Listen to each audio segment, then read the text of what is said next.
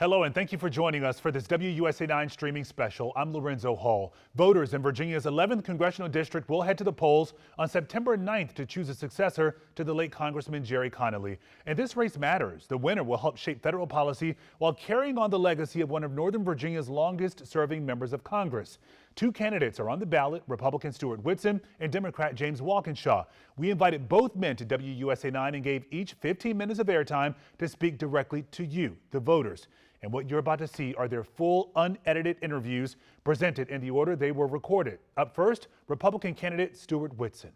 Federal jobs, Title IX, affordable housing, and immigration. These are just some of the issues on voters' minds as they head to the polls. We are 18 days away from Virginia's 11th congressional district special election, and early voting is already underway. Voters are choosing a successor to the late Gerry Connolly, who died from cancer back in May. And in order to help you make a more informed decision over the coming days, we have invited the candidates, Republican Stewart Whitson and Democrat James Walkinshaw, into our studio to talk about the issues impacting your lives. Today, we are joined by Stewart Whitson. He is a U.S. Army veteran, a former FBI special agent, a lawyer, and he is currently a senior director for the Foundation for Government Accountability, which is a conservative think tank. And Mr. Whitson, thank you so much for joining me today. Certainly appreciate it. Thanks so much for having me on. Okay, I wanted just to dump, we got 15 minutes to go, but let's go ahead, dive right in. The last Republican to hold this office was Tom Davis. That was 1994, and he served for 7 terms before he retired from office. Why do you think voters in the 11th congressional district, which tends to lean blue, would like to put you into office? Well, I think because of the dynamics of a special election, this race, which normally would be hard for a Republican to win, is winnable. And that's because voters finally have a choice. And so for 16 years, because of the power of the incumbency, even Democrats didn't really have a choice. I mean, it was Connolly or nothing. And so with the dynamics of a special election, they do. And the choices couldn't be more different. Not just who the candidates are, but the experience each of us brings to the table. So it's an exciting time, again, for everyone. And there's a lot of independents who have voted Democrat in the past who won't this time. I saw a headline that said, you two could not be more different on absolutely every topic. Safe to say? I think that's fair. Yeah, okay. Let's talk about your top priority if you're elected. So first and foremost, everything starts with public safety. Because if we don't feel safe in our communities, in our schools, in our neighborhoods, then nothing else matters. And so, as you mentioned, I'm a former federal law enforcement officer. I spent a decade in the FBI working counterterrorism matters, but also working on the SWAT team and doing high-risk arrests. So I've seen the danger that comes from folks along the border, MS-13, those kind of characters. And so what we've had for 4 years with the opponent is a sanctuary policy and a wide-open border with the previous administration. And so that has invited into our neighborhood a flood of violent crime and drugs, predators. And so we need to deal with that issue. I wanted to ask you, so our own reporting, has said Fairfax County has seen a drop in homicide, assault, vehicle theft cases, but shoplifting tends to be something that persists. FCPD Chief Kevin Davis has said the number of violent crimes has decreased. So I'm just curious, by a lot of metrics, we are seeing crime go down. I'm talking specific to Fairfax County, and you're saying this is a major cornerstone of your campaign. Yes, so it's a big problem. So we have a couple problems. One, there's an underreporting of crime in a lot of cases. But the other thing is really, and this is kind of a point that my opponent is trying to make, is we're the least bad option of areas. And so just because crime is down from really high historic numbers doesn't mean it's at a good spot. What do you mean underreporting? Where are you getting that information? So there's a lot of the crime statistics that come out. People don't feel as if they report a crime to the police that anything's going to happen, and so they don't bother to. And so I think there's a lot of crime that goes unreported, so the numbers are much higher. In D.C., we have the example of the supervisor for the D.C. police is under investigation for modifying the numbers. So all that to say crime is a real problem, and all you have to do is look at the Fair Oaks Mall. And so earlier this summer, a young child was grabbed in broad daylight and kidnapped. And so fortunately, as he was coming out of the mall, his mother saw him and stopped it. But Fair Oaks Mall, it was an attempted abduction, and it was something that really resonated with our viewers. It's something we've reported on extensively. So that was soft. So my opponent's soft on crime policy, which is supported by all the Democrats, is part of the problem. So that person that committed that had 30 priors, was released without bail, stole a car the next day and committed that crime. And so that is just an example of the kind of stuff that's going on. Let's talk about, you've said you support what's happening in D.C. right now with the federalization of the police. Under what circumstances would you not support similar actions, especially when it comes to the state of Virginia? Well, push back a little bit. No one's federalizing the police. But they absolutely are federal. Tell me what you mean by that. So that's not happening. So basically what's happening right now is in the Federal District of Columbia, which is already a federal district, they're bringing in National Guard forces and having a more active role from the federal authorities to help. The president has federalized the Metropolitan Police Department. He used the Home Rule Act, which he repealed a portion of. And so are we talking about two separate things Yeah, so here? maybe we have to, maybe it's semantics, but so there definitely federal resources are coming in to help stop a serious problem in DC, which is crime. And that's the thing, anyone who works in DC, lives in DC, either has faced crime themselves or they know close friends who have, and so everyone here recognizes the problem. This should be nonpartisan, stopping crime in DC. And guess what? The statistics that are coming out shows it's working. So carjackings are down by huge numbers, and so this is a big deal. And the people are happy about it. I wanted to go back to my question, under which circumstances would you not support similar actions when it comes to the state of Virginia? Yeah, so that's so that you're spot on. So Virginia is a commonwealth. It's not the Federal District of Columbia. So that's a very different scenario. And so for the National Guard to come in, something like that, that would be Governor Youngkin would be someone who'd make a call on that. So still though, I mean, just if we're talking, just like having a conversation, I think people are worried, right? So they're worried. We're listening to viewers say, hey, we're seeing what's happening in DC. We're seeing this federal surge take place within Washington, DC. And of course, we're worried that that could extrapolate to other cities, especially in places like, let's say, Northern Virginia. And so would you push back against seeing something like that? Yeah, so I'm talking to thousands of voters across the district. No one has said they're worried about that. I haven't heard that once. And Democrats, Independents, Republicans. You're talking to people. Yes, so to real people. What I hear worry about is the crime. And so I do think there's a good role, so federal authorities can work in partnership with states.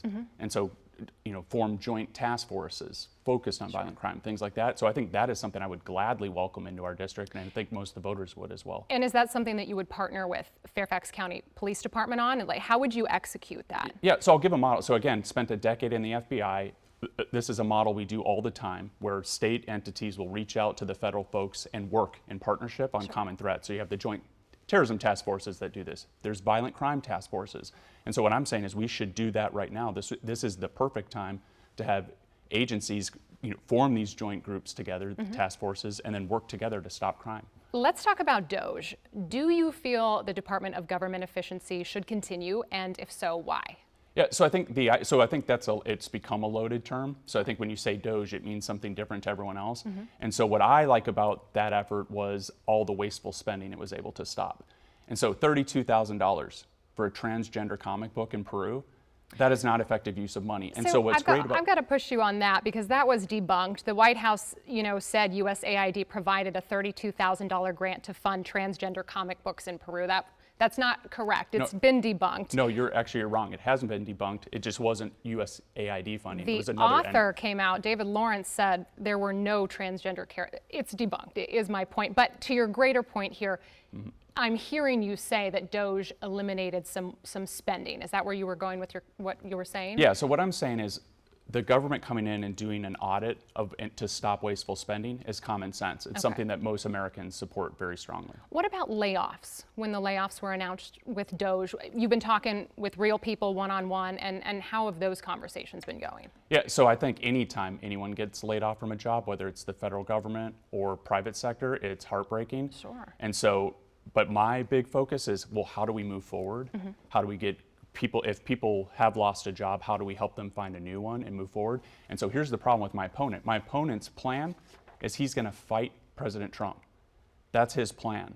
And so my question to voters would be, how is that going to help solve the problem? How is that going to help us move forward? Sure. And so what we need is to put someone in there who will serve the community, who will work with both administrations. Someone who will come in and work with the Republican administration and someone who will work with the Democrat administration. I am that candidate who will do that. That is the way to move forward. If we have someone come into office who's going to fight President Trump, that's not going to help the problems we're facing. That's going to make them worse. Real quick, before we move on, do you want DOJ to be permanent? I meant to ask you that. So do I want the idea of an audit? Do you want it to be more of a permanent, I would stable? love to have every single administration, whether Republican or Democrat, when they come into office, if they want to look for wasteful spending and eliminate wasteful spending, then I'm all for that. Are you at all worried? So the Doge website has receipts they've posted. They say $205 billion in estimated savings.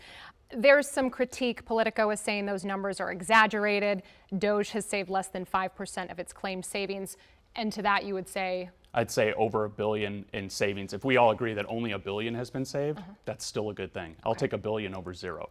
And so this is the kind of thing that why are we, so that's the argument. People are seeing a lot of savings and they're trying to say, oh, it's not as much as you're claiming, but we're all agreeing that it is creating savings, and that's a good thing. Let's go back to Virginians, especially ones who work for the federal government. I know you said you've worked for the federal government for quite some time, so this is, it's personal to you in a big way. Many of them have lost their jobs. We've been watching our neighbors and our community talk about how distressing that has been. How do you plan on attracting more jobs for those who are still looking for work? So I think first and foremost, we have to stimulate the economy by lowering taxes. We need to put more money in the pockets of not just taxpayers, but small businesses so they can create jobs.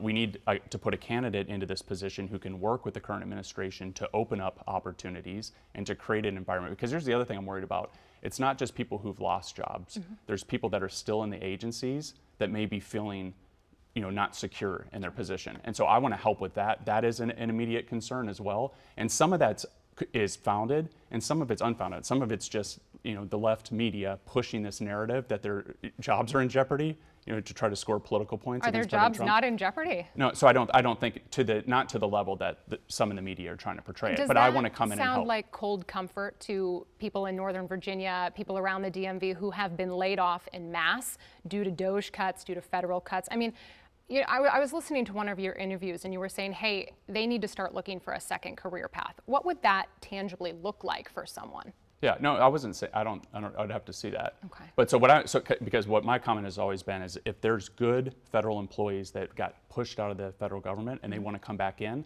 I want to find a way to get them back in. Back into the federal government. Because there's opportunities. These are great people who have years of experience, cannot be replicated in a classroom. If they want to come back in the federal government, there are opportunities for that to happen. Definitely. But more importantly is if they want to find those second positions, we need to free up businesses. And so what do we have? We have a huge technology sector. We have federal contracting companies. And so being in the FBI for a decade, I worked with a lot of those companies. So I know the value they bring, not just to the FBI, but to the country to help keep us safe. And so we can find opportunities for these folks to move into those kind of positions if that's what they want. But again, we need to have someone who can go in, who can work with the current administration and move forward.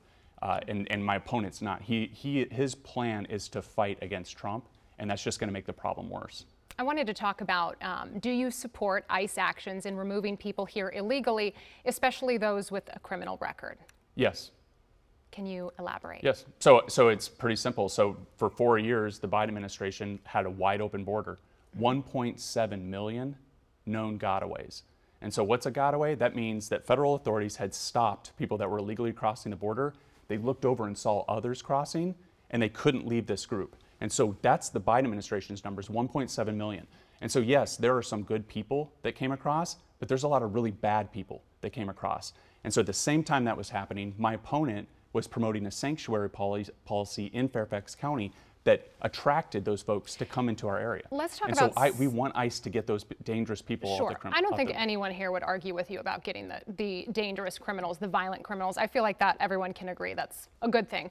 What we're seeing in some of our reporting is that, does arresting people off the street, let's say, our Matthew Torres was doing some reporting the other day, there were construction workers that were roofing a house and they were picked up, mid-job. And so does arresting people off the streets, potentially with no violent criminal record, does that make our communities safer? Yeah, sometimes this coming from a law enforcement background, sometimes the safest way to arrest someone, especially when you have a warrant and you're going after a specific person, is in an environment like that, as opposed to coming to their home in the morning. It's actually a lot safer to do it in that environment, so that could be part of the reason. Let's talk about critics say the recent restrictions in the big beautiful bill will impact healthcare costs tremendously, especially in the area of Medicaid. Are you in support, and why? Of the one big beautiful bill? So in regard to cutting Medicaid. Well, so the one big beautiful bill, it's all together, so it's all or nothing. And so my opponent would have voted against that, which would have been the largest tax increase in American history. And so the one big beautiful bill has a lot of things other than just Medicaid. That's one component, which I'll answer your question in a second. It's a huge component. But here's the deal. The one big beautiful bill is going to put, to the average Virginia family with 2 kids, up to $14,800 in their pocket. Let's and so, talk- yes, I strongly support that. Let's talk about the $1.1 trillion cut to healthcare, to Medicaid. It's largely going to catch the brunt of that. And so, yeah, the bill cut $1.1 trillion in healthcare, largely due to modifications in Medicaid. And so, do you support cuts to Medicaid? Well, and so just to clear the record, so Medicaid funding is going to go up every single year. After passage of the One Big Beautiful Bill, it will go up every single year for the next 10 years at an average rate of 25%. So we've seen Representative Andy Harris say that, right? Yeah, He so said, no money's not getting but cut. how does that work? How do you go from, cutting $1.1 trillion in healthcare and then to somehow gaining 25%? But you're not cutting. So what they're How saying, does that work? So what they're saying is it's just not going up as much. And so the left is calling that a cut, even though it's an increase. And everyone in the media just parrots those words. So there and will be no cuts to Medicaid, is what you're saying. So I'll give you an example. False. No, that's unequivocally false. How can you say that? So I'll give you an example. So one of the things they like to say is that reforming Medicaid, that people are going to get cut from Medicaid. And so when you look at the numbers, that comes from a report from the Congressional Budget Office, CBO. And so when you look at, okay, well, who are the people getting cut? Yeah. Let me tell you who those are. 1.4 million illegal aliens. They're not legally allowed to be on the program, but CBO is projecting 1.4 million illegal aliens will lose coverage. They're calling that a cut. That did not pass into the final bill. The 1.4 million was a provision. It's not a provision. It was related to states. That it didn't pass into the final bill, though. No, you're wrong. So yeah, you're wrong. No, so yeah, I'm sorry. no. Sorry, I got to push back. Yeah. And so then the other one is dual enrollment. So 5.8 million people on Medicaid were dual enrolled in 2 states, which is illegal, and it costs around $12 billion a year. Let me back you all the way back up, though, Okay. because we'll leave the 1.4 million undocumented immigrants on the table here. Okay. We're also going to say, you have said no one will lose Medicaid coverage. The CBO is I'm estimating saying no one who's no one who is legally entitled to it. I feel like you're playing semantics, though, because listen, 90% of the people who would lose Medicaid coverage are Americans. 0 of them are undocumented immigrants are not generally eligible for full Medicaid benefits. And that's the whole scheme, is states were having them get it anyways. Okay. And so they're going to stop that. But the 5.8 million is people dual enrolled in states. And so what the One Big Beautiful Bill says is, no, you can keep your coverage if you're in Virginia, but if you're still enrolled in another state, we're going to stop that. CBO counted that as a cut. But 5.8 million of those people being cut are still having coverage. And so why do they do that? It's just a game where they use it, and then the media repeats that term over and over, and then people just think it's reality, and it's not. I did want to ask, as we're wrapping up our interview here, as people are getting to know you, anything else that you would say to them as they are heading to cast their vote? Yeah, so I would say this. Look, I'm a proud husband of 20 years. I have 5 school-age children. I'm a U.S. Army combat veteran that personally led over 300 combat missions in Iraq, including a mission that led to the successful rescue of a hostage, and I'm a federal law enforcement officer. And so it's time to restore common sense in our district, and I'm someone that can do that. 15 minutes is a marathon to have an interview, and I certainly appreciate your time, Mr. Whitson. Thank you so much for joining us here in studio today. Thank you, Simone. That was Stewart Whitson. Now let's hear from his opponent, Democrat James Walkinshaw. Mr. Walkinshaw joins our Lorenzo Hall right now on the news desk. Lorenzo. Yeah, thank you, Annie. Mr. Walkinshaw, thank you for being here with us. Thank you for having me. So we have a whole 15 minutes to chat, so plenty right. to go through right excited. now. First up, for voters who may not be familiar with you and what you stand for in your record, what are some of your priorities if you are elected? Well, thanks for having me today, Lorenzo. As you noted, I was Gerry Connolly's chief of staff for more than a decade. I've been on the Fairfax County Board of Supervisors for almost 6 years now, and my focus throughout my career has been making Northern Virginia and Fairfax an even better place to live, work, raise a family, retire, and I'll take that same approach in Congress. Right now, our community is uniquely under attack by the Trump administration. The 80,000 federal employees who are in Fairfax are under attack. Our small businesses are under attack. Folks who need access to affordable health care are under attack. So I want to go to Washington and fight for our community and deliver results. Yeah, so you talk about those 80,000 federal workers under attack right now. Those DOGE cuts have had a significant impact on folks living in Fairfax County. So how do you help people who are still looking for their next job right now, who are still struggling to make ends meet? Well, step one is we need to stop the bleeding. We need to push back on the DOGE cuts, and Republicans in Congress right now are pushing a budget that would double down on a lot of those harmful cuts to federal agencies and federal jobs. So we need to fight back against that. But we also need to support folks who are looking to make that transition. And in Fairfax County, right away when the Trump administration started these cuts, we stood up a resource hub for federal workers. We've organized job fairs. So we're going to support folks any way we can, but we also need to speak out for them that what is taking place in Washington is wrong. And not just because we care about our federal workers and small businesses who are here, but we care about their mission on behalf of the American people and want them back at work delivering on that mission, supporting the American people. So what does fighting back look like at this point? We hear a lot of people speaking, if you will, and protesting against what they see happening in Washington right now, but nothing seems to be stopping the Trump administration and Republicans in Congress from doing what they want to do, what they said they were going to do, from implementing their agenda. So what does action look like in this case, aside from speaking out? Sure. So I have laid out a 3-step process that I'll take if I'm successful on September 9th, while Democrats are in the minority in the House, which is the case today. Investigate, litigate, and mobilize. So I think Democrats in Congress can be doing more. I wish some Republicans would join with them to investigate the lawbreaking, the wrongdoing, the incompetence that's taking place at the highest levels of the Trump administration and shining a light on some of the worst practices that we know are taking place. Litigating, there are hundreds of lawsuits across the country, including some led by federal workers who are fighting back against the illegal cuts to their agencies and their jobs. I want to support those efforts. And then mobilize. I do think protesting and speaking out are really important in this moment, and I'll support those efforts. All right, so you've talked about rebuilding a, quote, better federal government. What does that look like?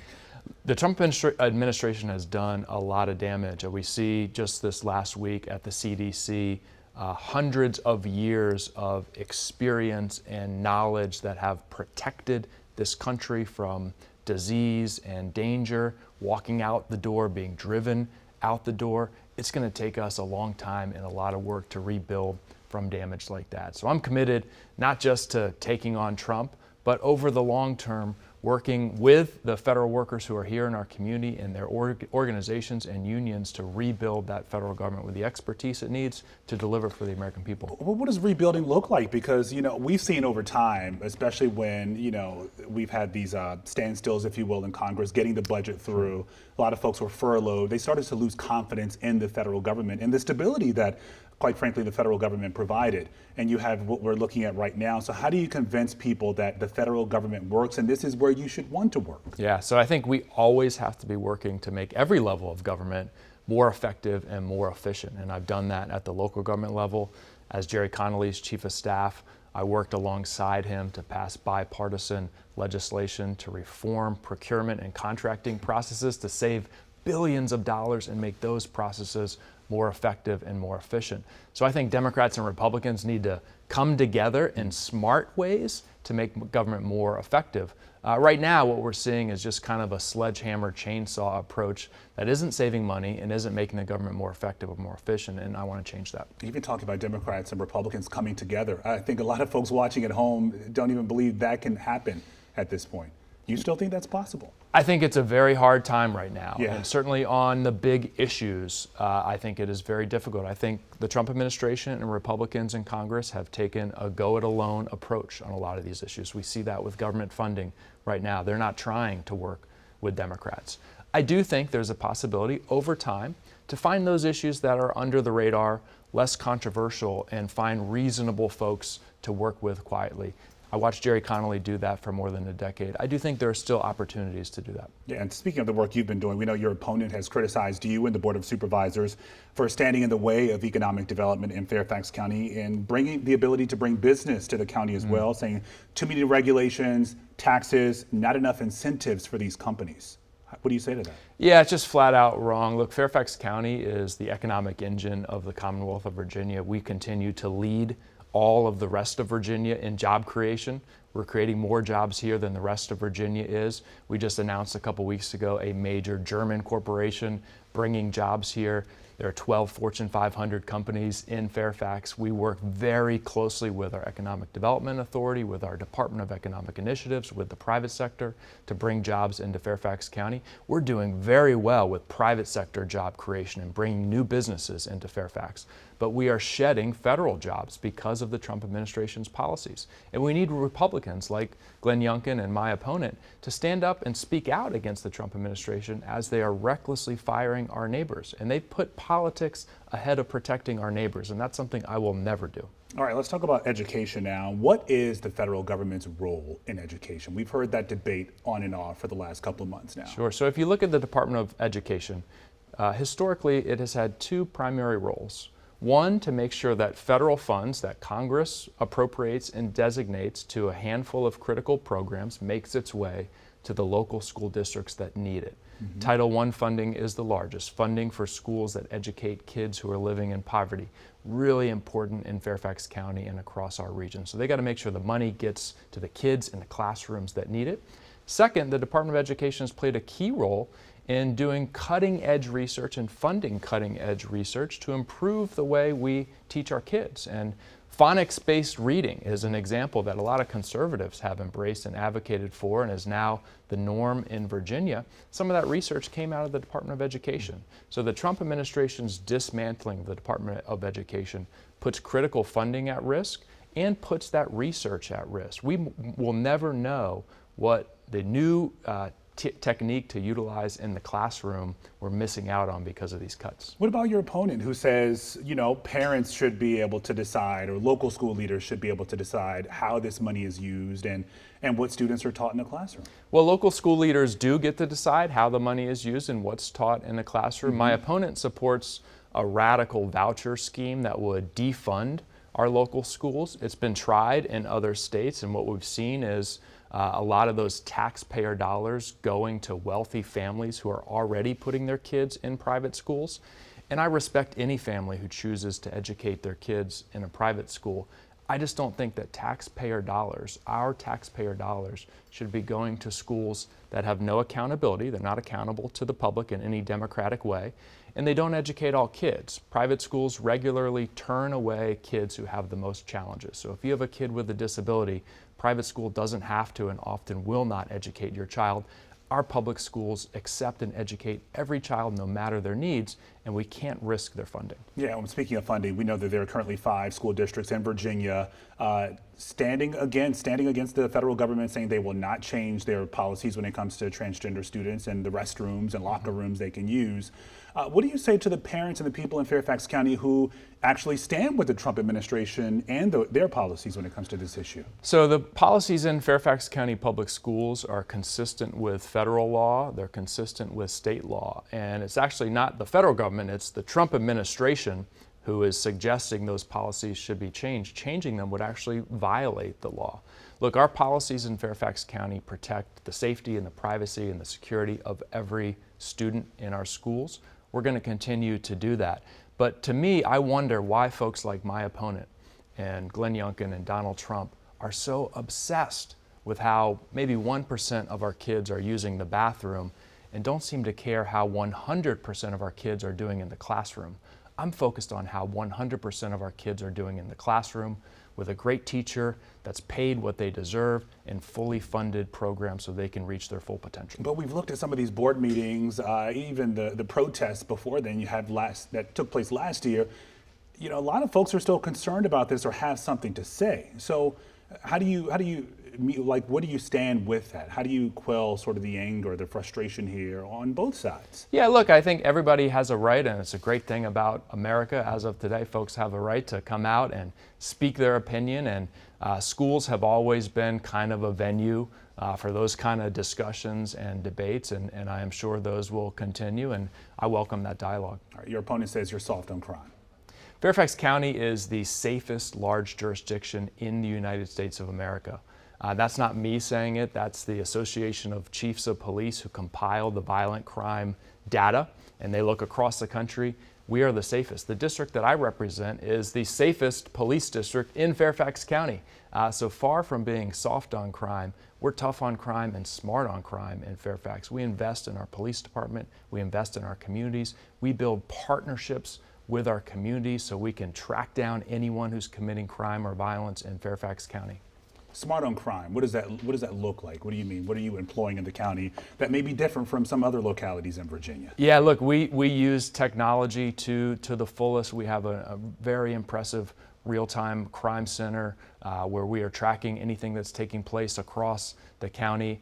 We have fully funded police department that just does an amazing and incredible job and works every day to partner with our community to keep everyone safe. Are you in support of so-called sanctuary cities? Well, look, I think the name sanctuary cities is false. I don't think there is such thing as a sanctuary city. The federal government has the legal right to detain and ultimately deport anyone who's violated federal immigration laws. What I don't believe is that federal taxpayers should foot the bill to enforce federal immigration law. What I don't believe is that we should break that trust between our immigrant community and our local police department that is really critical to preventing crime and solving crimes. I don't want to have a situation where a victim of domestic violence, and I've done a lot of work on domestic violence in my career, is afraid to come forward to the Fairfax County Police Department because she might be afraid that they'll alert ICE that perhaps she or someone in her household is an undocumented immigrant. I don't think that makes our community less safe. Our system works in Fairfax County. That's why we're the safest large jurisdiction in the United States of America. I don't want to disrupt it. All right, so we know a lot of folks right now are struggling, again, to make ends meet. You're talking about housing. That is a critical issue in Fairfax County. We know that the median rent for housing starts at $2,600. That is a lot, a month.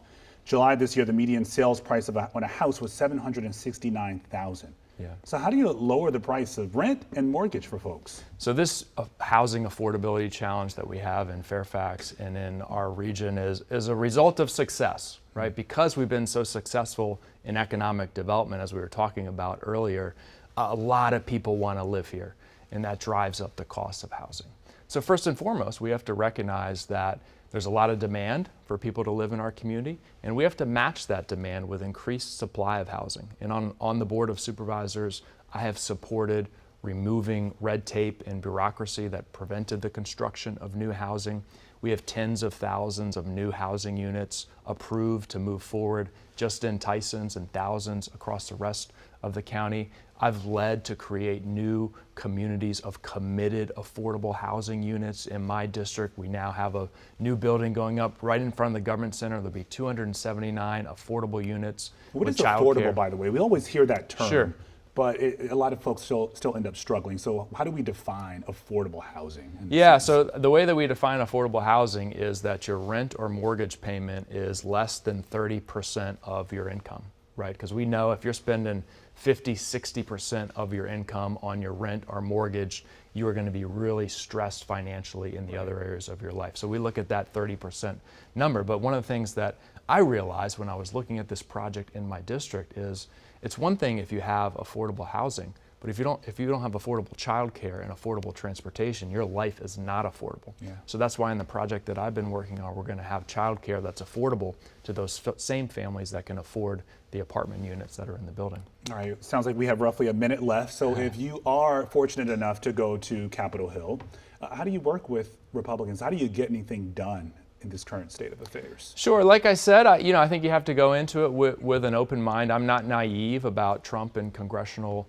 Republicans. I think you can find those below the radar ways to work together. But quite frankly, I think for us to make progress in our region and to protect the federal workers and the small businesses and the immigrants who are under attack, we need a Democratic majority in Congress in January of 2027 after the midterm elections, and that's something I'll be working towards. Okay. September 9th, you're getting close. Getting there, yeah. James Walkinshaw, thank you so much for your time today. Thank you. We appreciate it. Really appreciate it. Great conversation. Thank you. Thank you for joining us for these conversations with Stewart Whitson and James Walkinshaw, the candidates in Virginia's upcoming special election. Remember, polls open at 6 a.m. and close at 7 p.m. on September 9th.